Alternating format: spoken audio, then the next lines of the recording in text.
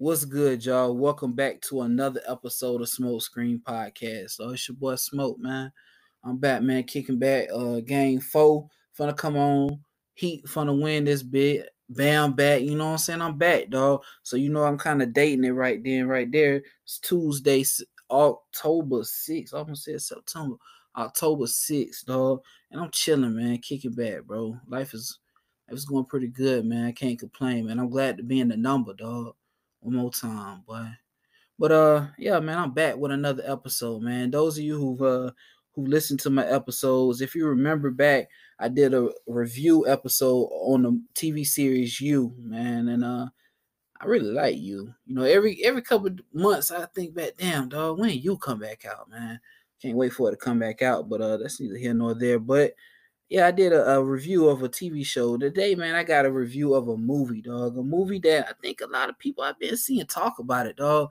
They've been kind of, you know what I'm saying, talk shit about the movie. Like it ain't that, dog. And I'm like, bro, this movie was good. And the movie I'm talking about is Antebellum, man. If you follow my social media, dog, I've been talking about this movie for months. It's supposed to come back. It was supposed to come out in April. But then all the COVID and stuff pushed it, so it just came out on video on demand. You know what I'm saying? You got a Fire Stick, you do what it do with it. But yeah, but man, I'm telling you, you got to watch this movie, dog. And like people saying that it ain't had no substance to it. I'm like, bro, like, did you really pay attention to what the movie was about and what it was supposed to make you think about, man? See, like what I did before I watched the movie, because I wanted to watch the movie since I seen the previews for it like a year ago. I looked up the producers and the director, and the directors, Gerard Bush and Christopher Renz.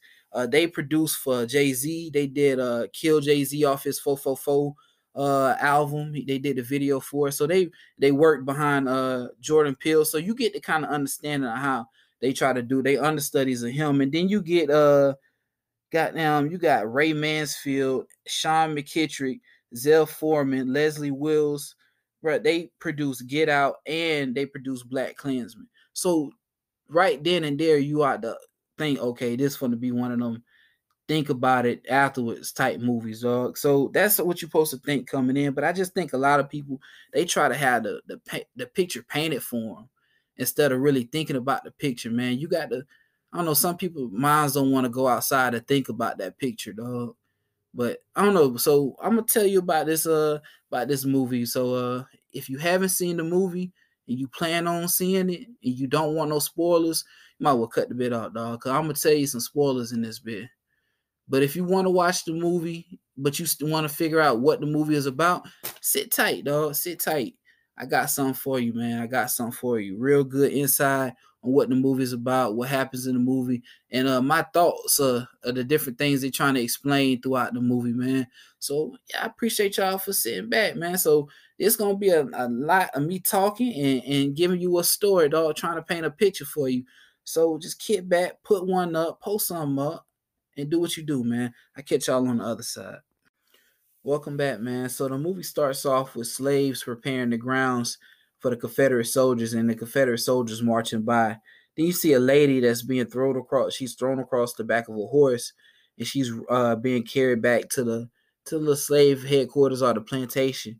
And so then the camera pans to a black man and a black lady that are being chased by two Confederate soldiers. The male has a bell device around his neck. This type of device that kind of caught my attention because it's the same device that they really did use on slaves. It was called a slave collar. And whenever the slaves would run, it would make it was a bell, so it would ring whenever the known slave runaways would run. So shit kind of like, damn, dog, like what the fuck really going on? And they killed dude wife right in front of her, right in front of him, like killed it and dragged the body to what they would call the burn house, where they would put the slaves in and they would basically burn them, even burn them alive sometimes, man. So all this was going on. I was like, damn, dog. Then you go back to it goes back to the girl that was thrown across the back of the horse, and it turns out to be the main character, Veronica Henley, played by Janelle Monáe. And so Veronica is tied on the post, like they tie her up. And when they tie her up and throw her across the post, like the head dude there, like the head dude of the Confederate Army, he keeps telling he's gonna like change her savage ways and beat the savage out of her and shit like that, man. He even goes as far as like Brander, man, with it like some family crest or some crazy shit, man. That part just really fucked me up because I was like, bro, they really did do this shit, bro. And like you burnt, like you got to do all that shit, like that shit weird and it's stupid. So I was like, damn. So that part fucked me up. So I was like, man, maybe this really is. She really is in slave time. Because I was trying to understand how the fuck what was going on in the movie. Like I be trying to think. My problem is sometimes with movies, I be trying to think ahead and just not letting it play out. So I was trying to think, what the fuck going on, man. So as it kept going, man, he kept talking and yelling at her. He would say, "What's your name?" and she would say Veronica. Then he'll beat her. Then she'll eventually said her name, what he gave her. Her name was Eden. And I was like, damn, dog. And it reminded me of on the Roots how they did Kunta Kinte. They beat him till he said his name was Toby. But the next scene is when another group of slaves they come in, and this part is where you gotta kind of pay attention because it's a new girl that's coming in. Her name is Julia, and she kind of plays like the person who's gonna kind of help Veronica realize that it's time to make a move later on. But Julia comes in, and Julia kind of knows she remembers Veronica from somewhere. So she's talking to Veronica and she's letting her know, like, yo, I know you from somewhere and I know what you're about. Like, we need to get out of here. You need to help us get out of here. And Veronica was trying to tell her, I don't know, we need to wait because these people will kill you. She was like, man, what's all that shit you been talking? You be preaching. I heard about you be talking all this. I seen you talk all this. Why you talking about, oh, we gonna wait. We gonna wait, man. You a fake. You know what I'm saying? Calling her a fraud and shit. And so it kind of messed Veronica up in the head because she also told Veronica that she was pregnant. So Veronica told her, I'm gonna try to help you out, but you just gotta make sure that you keep a low head, keep a clean head, because these people will kill you.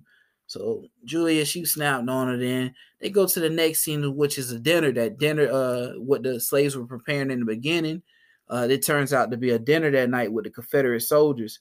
So they start talking this crazy shit like they didn't won the war. So I was like, bro, like, is this like?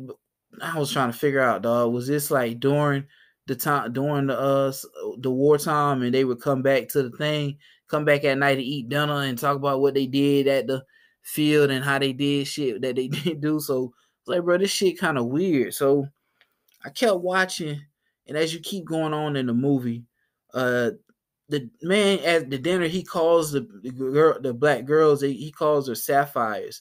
Sapphires were a term used for like what they quote unquote sassy black women. It was a lot of those mammy pictures were sapphire type comedy, whatever those people they would call it, man. It ain't even comedy, dog, because shit was stupid. But so they would call them sapphires, and then as a sapphire, like as the dude kept going, the dude like they eventually broke apart, and then everybody went their separate ways, and they were talking, and so one of the dudes called Julia over. So Julia came to his table and started talking to him, and dude like was acting like he didn't want to talk to Julia, but his friends was putting like you need to talk to her, you need to demand that that she listen to you type shit. I'm trying to show authority, but dude really wasn't on that. So eventually, him and Julia went back to her living quarters, and the dude ended up beating Julia because she kind of talked to try to, because she knew he wasn't like everybody else. So she tried to talk to him, and he got mad when he felt like she broke him down and was trying to get into him. And so he beat her up, and she ended up losing a baby. So this was kind of an intricate part in the movie because this kind of made Veronica realize like it's time to go. Like we might need to be making a move now. So now the shit got kind of real weird. Shit got real weird now, because now Julia, she's upset. She comes back to the field. She's bleeding. Veronica, she's crying. Um, she's trying to figure out what to do, what she needs to do. All the while, I'm gonna tell you, she's going back and forth, and she's greasing the door inside her cabin. She's greasing the door, going back, trying to count the steps, trying to make a plan to get away, but now she got this girl Julia on that she worried about, and she trying to figure out how to get out back to her family, I guess, and run away. But shit get crazier, man. Shit get real crazy, dog. So now she's upset about Julia losing her baby. And then now she's trying to, like I said, she's trying to count how many steps and how to get away and how she's gonna make a plan to get out. So her and that dude that his wife got killed were trying to figure out a plan. So one night when the captain dude, because he would make Veronica stay inside, stay in the house with him after he got done doing that fucked up shit after he raped her because it wasn't consent because I don't know, man. The shit was just weird, but you'll figure out later on how weirder it gets. But after he did that, she like was crying, and it kind of you hear a phone ring. I'm like, what the fuck? So I'm like, no, bro, this ain't no bootleg. Who phone ringing? So it actually is her waking up, and this time she's in like present day. So you see her with her family and her husband. So she's rubbing her back as she's getting up. Now remember, she got burnt by that. She got branded for not saying her name, the name that they gave her in the beginning. So you think, oh, well, maybe that was just a dream, right? So as you keep going, man, she you hear her talking over the TV. So you figure out that she's actually like a book writer, and she does interviews and she does speaking arrangements. So like she's on the TV and then she's talking about black life and black people in America and black women specifically. So you hear her on the TV and then she gets a call from this white lady, and off rip, you know she ain't no ally.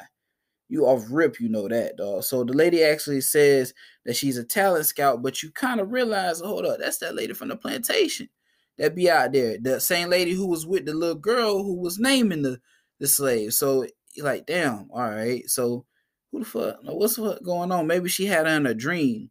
So Veronica was actually going on a trip to do a speaking engagement. And so her friends were actually going too. And one of the friends was one precious baby. That girl Gabrielle, I don't know how to say her last name, but the girl off of Precious, her name is Bridget in the movie. And then a white lady whose name is Sarah. Sarah's actually her one of her best friends, and actually her manager as well. So Sarah was actually the one who hooked the talent scout, the lady who called her and Veronica up. And so Veronica was trying to figure out how you got my number, and she told her, I don't have ways, but it was actually Sarah who set him up. So that part right there kind of messed me up, but I actually saw an interview about it, and Sarah was saying that was supposed to represent the naiveness of some white people, that they don't see different things and see red flags and things. But I thought Sarah had set the bit up. So at first, so you'll see it later on. But say I told you spoiler alerts in this motherfucker. But so as Sarah set up the interview with her, but she was like, but Veronica wasn't really with it. So they went on to go out of town. So they flew out of town. They met up with each other. Now Veronica's in this hotel, and shit like is weird. Like people came and brought her flowers. Like the hotel staff was acting weird. Behind the hotel staff, the front desk was the actual picture of the plantation that later on you would see her at, Veronica at. So it's like, whoa, what the fuck going on? I ain't catch that part till the second time I watched it. So as she's out of town and she does a speech, you actually see Julia in the crowd. So you like, hold on, man. Like how this lady had a dream about all this and it's coming together. All right. I ain't gonna lie, bro. I had to put another one. I had to sit back and pause the movie, go smoke real quick. Cause I was like, bro, I don't know what the hell going on. So as the movie kept going, man, like she talked and had a speech. You see Julia, and so her and Julia don't talk. They don't speak to each other or even acknowledge each other. But later on, they go out to eat. Veronica and Bridget, one precious baby, and Sarah, the white lady, they go out to eat. So as they're going out to eat, there's this dude that's trying to like talk to her, and she's like trying to talk to Bridget, and so they kind of brush the dude off. But it's kind of crazy, man, because as they left the dinner, Veronica was going back home. Sarah and Bridget were going back to a party or something. bro, they got in different cars, and that's when all hell broke loose, and you kind of shit start coming together for real, for real. So the lady, the car that Veronica got in, she thought it was the right Uber. It actually wasn't.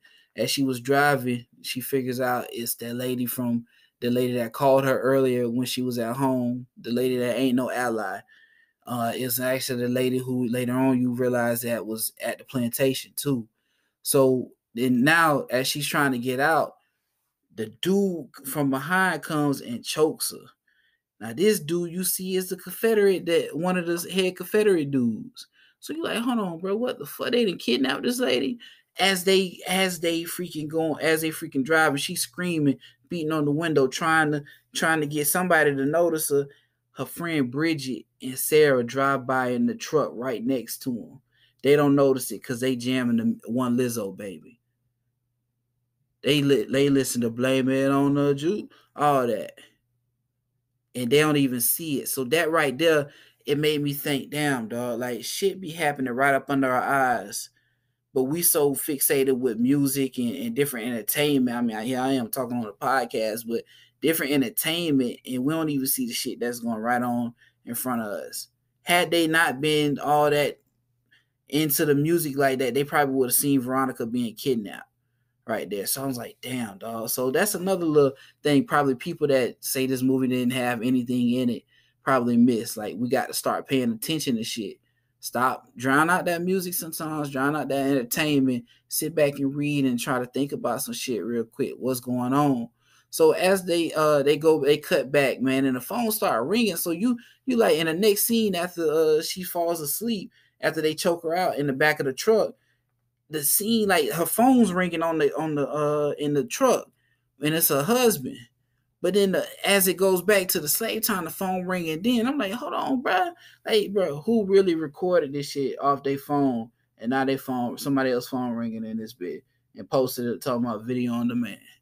Where I thought they had got mad. Then I looked, I said, damn, dog, this is still the movie. It actually, the head soldier that was sleeping with Veronica, his phone was ringing. So you like, hold on, bro, how the fuck they got a phone? And you hear him talking, he's actually telling somebody that, oh, we got this plan. Tell her, I guess Veronica's husband had been causing so much, I guess, uproar that he would call uproar about where's Veronica at, and trying to find Veronica, which he should, because that's his wife. So he was trying to find his wife, and so the man was saying, it's all right, we'll handle it. I'll handle it. And you hear him say something about the votes will still get counted and money will get allocated and all that. So you realize, like, hold on, now he on the phone talking this type of shit. Like, what? Like you trying to put pieces together because you kind of realize the end of the movie coming up. So I'm like, hold on, bro. Like, what really going on, dog? So as the movie goes on and gets to the end, they actually get away, man. They actually fight out and get away, man. And Julia actually what made Veronica kind of realize she needed to get away was the fact that Julia hung herself. Julia hung herself because she had lost the baby because the man kicked her in the stomach and she couldn't get out of that. So Julia looked up to Veronica. She had been to her symposiums, had listened to her, and Veronica felt like she let her down. So Veronica said, you know what, now's the time. You know, like I had the episode about timing, man, earlier.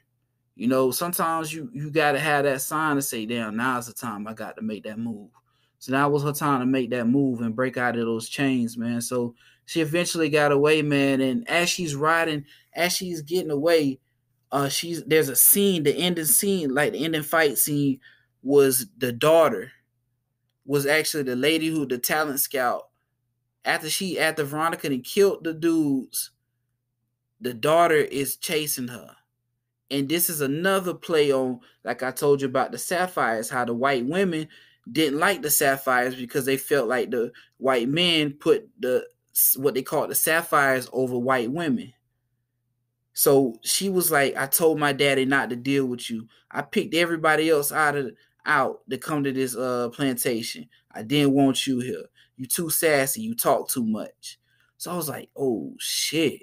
Like, damn, this shit playing on the South, everything coming together now.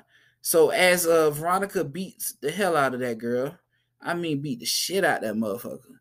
She beat the shit out that girl and tied her up and dragged her just like they did the black girl in the opening scene. So the same way they opened this motherfucker, the same way they close it.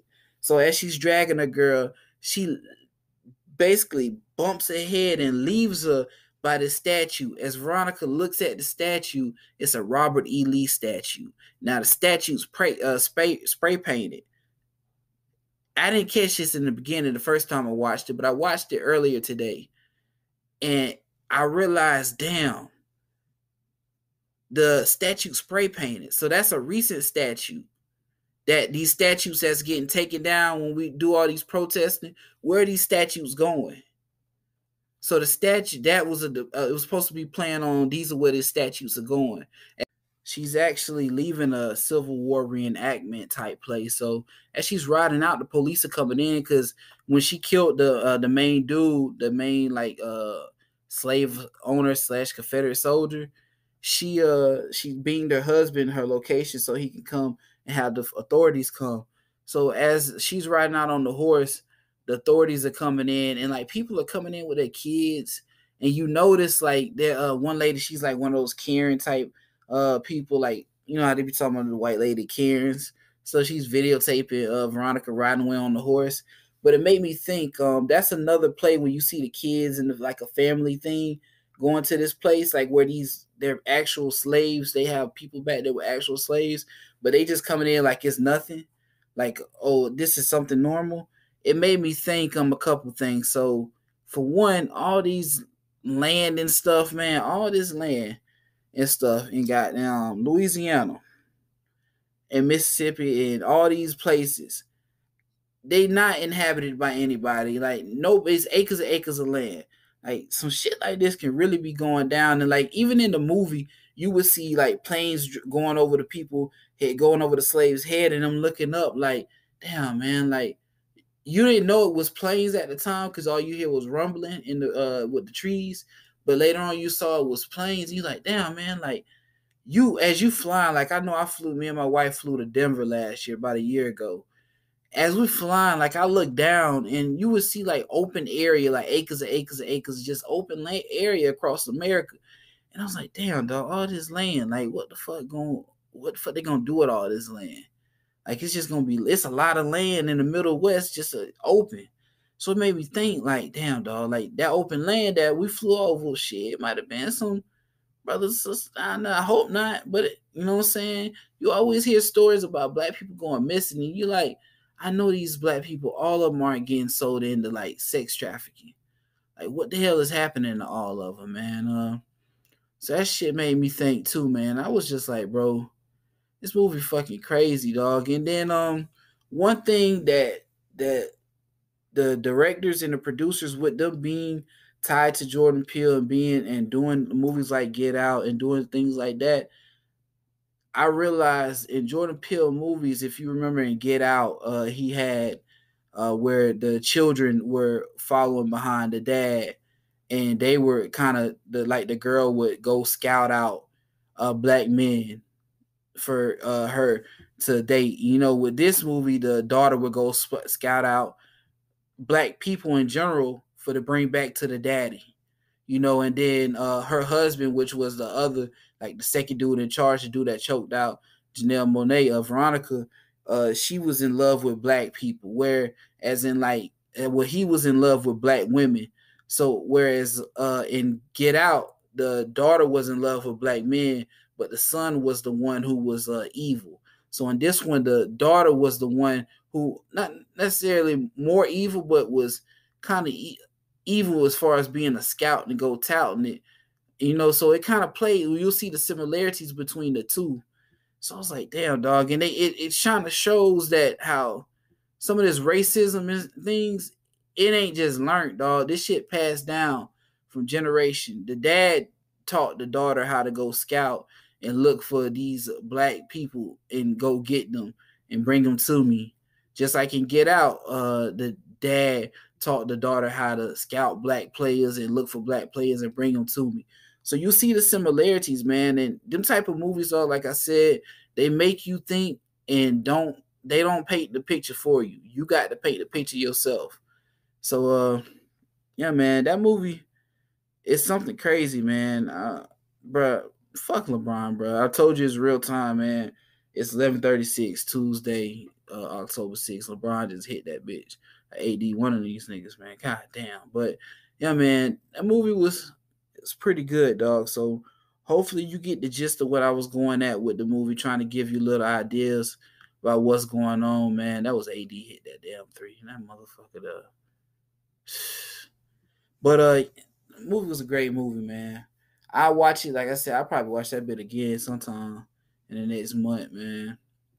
It's a very good movie, man. Really make you think, man. Put you up one, sit back, man, and cut that bit on, dog, and just let your mind go free, man. That's one thing, dog, I realized with these movies and a lot of stuff people don't like to do is open up their mind and just let it, sometimes let it go past what it normally does. So that's one thing we got to start doing too, man. Just sitting back, letting our mind go farther than we think it ever could, man, because that's the only way we're going to reach greatness and keep getting better, man. Just keep thinking outside the box, dog.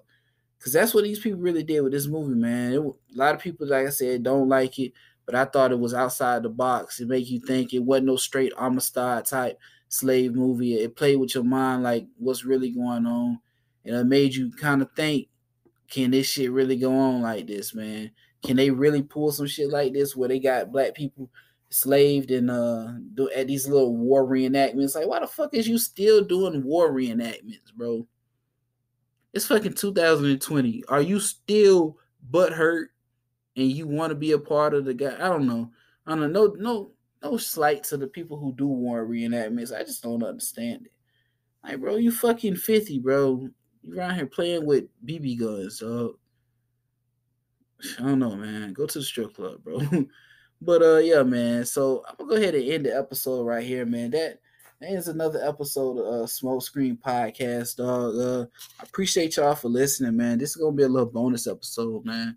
Just thought, man, I got the platform. I'm tired of people talking shit about this movie. It was a good movie. Why not talk about it? Use my platform to talk about it, man. I appreciate y'all listening. And let me know how you like that movie, man. Hit me up on 91 Smoke. You feel me? All platforms, whatever. But I appreciate y'all. Shout out to all my boys, man. Y'all know who y'all are. And shout out to my wife, man. Her birthday gonna be on Friday. That's why I'm recording now. I ain't gonna record this weekend because it's her birthday. Gonna do some things. I don't know. Try to do some things, stay out these folks' way, dog. Because that shit still out here. You see Trump, man, I'm going on and on with this shit, man. Because that movie made me think, too, dog. The way Trump be acting, man, old racist ass motherfucker. That motherfucker say he ain't gonna give nobody the money. Bro, what kind of bullshit, dog? That motherfucker, old bitch-ass boy. I ain't never seen a bitch-ass boy like that in my life, dog.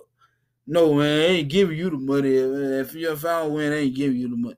Oh, pussy-ass motherfucker, dog. I don't know, man. That's that boy.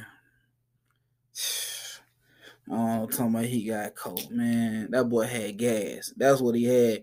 The boy had gas.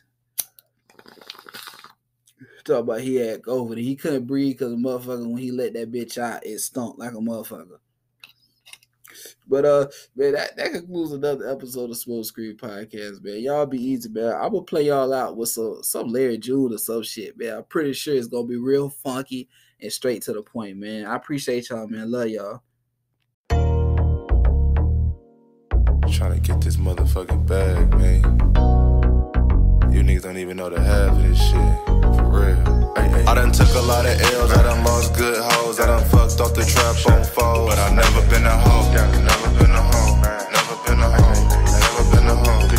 Went broke, bounce back, bought matching Beamers, selling Christina.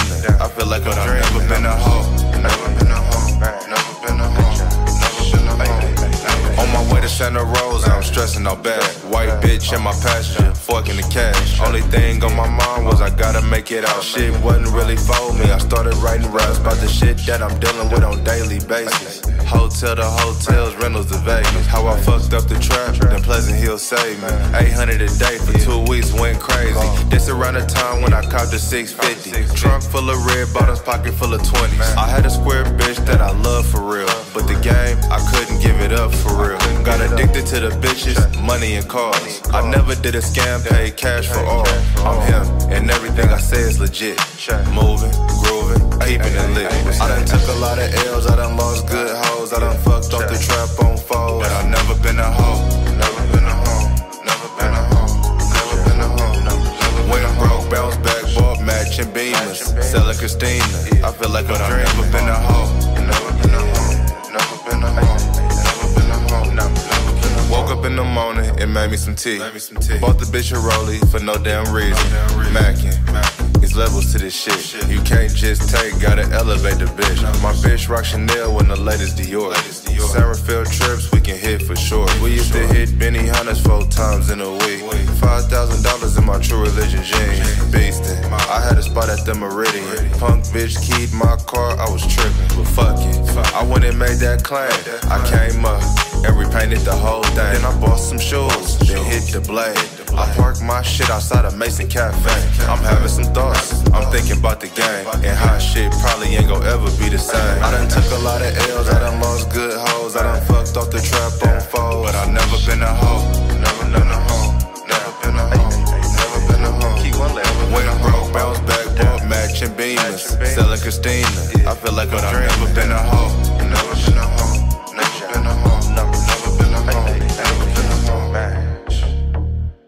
And bitch, I can't make this shit up, fuck you mean. You know what I'm saying?